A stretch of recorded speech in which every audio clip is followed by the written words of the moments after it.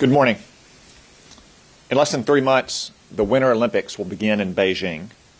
According to media reports, the Biden administration is prepared to announce a diplomatic boycott. This is the absolute bare minimum that any civilized nation would do for these genocide Olympics. I'm here today to call on the Biden administration to mount a complete and total boycott of the Beijing Winter Olympics. No athletes, no administration officials, no corporate sponsors. I call for this boycott on two separate grounds. First, to protect the safety and the security of our athletes. 5 months ago, I wrote to the Biden administration to ask them what their plan was to protect our athletes in communist China. They delayed their answer. They recently sent me an answer, only through restricted channels, even though there was nothing classified in their answer. And the sum total of the response to my letter was they have no plan. They have no plan to protect our athletes and their coaches and their staff from the very real and very concrete dangers that I outlined last June. First, ubiquitous surveillance. The surveillance of our athletes in their dorm rooms, in their bathrooms, in their practice facilities, their cell phones, other electronic devices. Second, DNA harvesting. The Chinese Communist Party wants to corner the market and lead the world on genetic data testing and harvesting to advance their life science technology research in many fields. They may even use COVID-19 tests as a way to harvest DNA from our world-class athletes. Third, from simple hostage-taking. We've seen with the recent case of the Huawei settlement that the Chinese Communist Party is more than willing to take hostages of Westerners to advance their own diplomatic or economic goals. Again, the Biden administration has laid out no plan how to protect our athletes from the Chinese communists. And second, we should boycott these games because of China's crimes against the United States and the civilized world and its own people.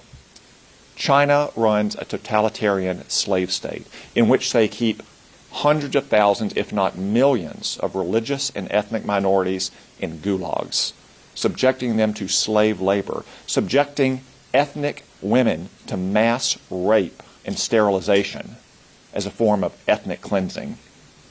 They harvest organs from dissidents and ethnic and religious minorities. They've also cracked down on Hong Kong, denying Hong Kongers their autonomy that was guaranteed under China's international obligations, to say nothing of the fact that China unleashed a plague on the world that has killed millions of people and has disrupted the lives of every American. For these reasons, the safety and security of our own athletes and China's crimes against the world, we should launch a complete and total boycott of China's genocide Olympics. I regret that this will prevent about 300 of America's world-class athletes from competing in the Olympics. I sympathize with them. However, they have been failed by this administration, who months ago, could have worked with our allies to develop a plan to conduct these games in another country. They've been failed by the leaders of the international Olympic movement, who should have never awarded these games to a communist tyranny. So today, I call on the Biden administration to boycott the Chinese Winter Olympics. I'll now take your questions. You mentioned it briefly, but what is your message, though, to all those athletes who have worked hard for so long to go to these Winter Games? And then also, it did seem like from 1980, the only people who were penalized at the end of the day were the athletes. So how do you rectify it? What do you tell them? Well, again, I sympathize with the approximately 300 athletes who are going to compete in these games for the United States, should we compete. I regret that it's come to this. But the responsibility for a boycott rests on the failures of the Biden administration. Many senators, for many months, have been calling on the Biden administration to relocate these games. That was feasible.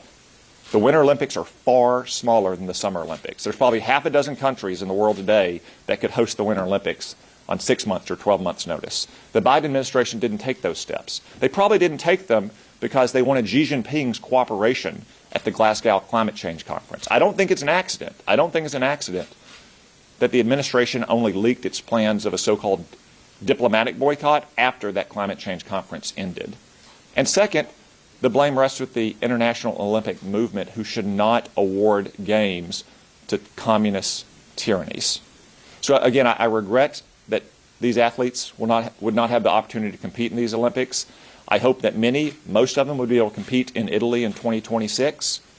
But the blame rests on the Biden administration for failing to lead, for failing to protect our own athletes while they're in China, and on the leaders of the international Olympic movement. Two questions.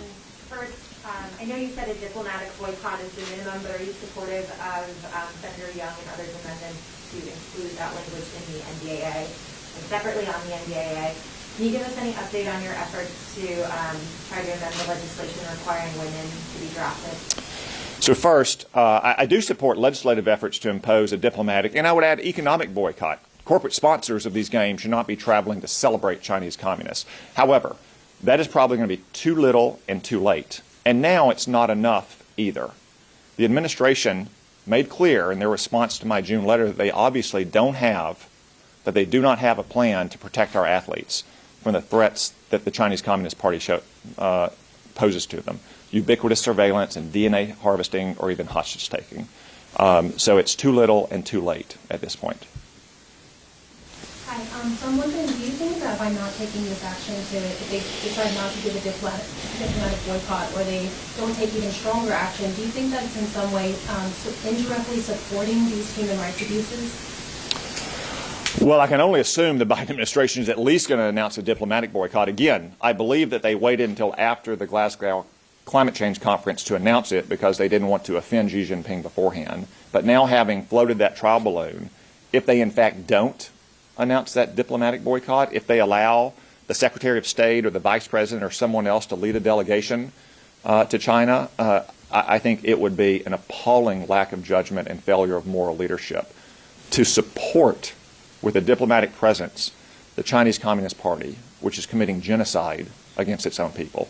And that's not just a judgment I've made, that's a judgment that Joe Biden's State Department has made. One more question for you. So you mentioned the organ harvesting, and this is a really crucial issue, particularly with Falun Gong practitioners in China. I know there's been some resolution here in Congress to help this issue, to condemn the issue. Why do you think that it hasn't moved forward, and what can the U.S. do to help this move forward?